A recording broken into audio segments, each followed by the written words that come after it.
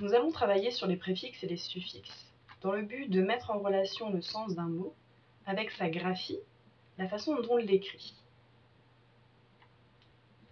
Pour cela, intéressons-nous tout d'abord à la base, au radical du mot.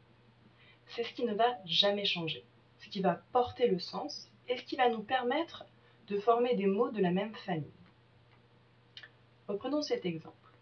Le radical est ici terre. À partir de ce radical, nous pouvons former une famille de mots.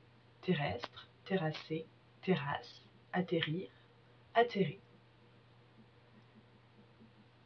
L'ensemble de ces mots est construit à partir d'un même radical, terre, auquel nous avons ajouté des éléments devant ou des éléments derrière. Prenons cet autre exemple, replanter. Nous observons trois parties. Plante, au centre du mot, c'est bien le radical. Devant, nous observons re, et derrière, nous observons et.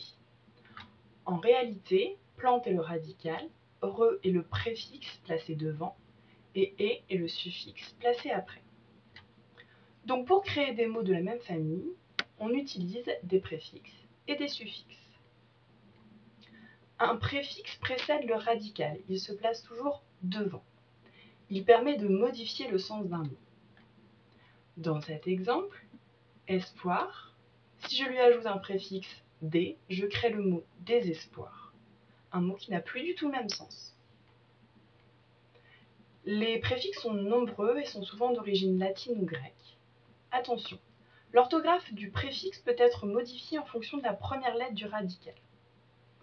Cum latin a créé le préfixe con, con, en français, comme dans convenir. Et dans le cas de commettre, con, est devenu con, à cause du m, première lettre du verbe mettre. Le suffixe. Le suffixe suit le radical, il se place toujours derrière le radical.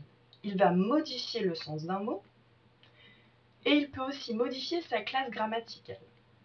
Par exemple, charger nous permet de créer le mot chargement.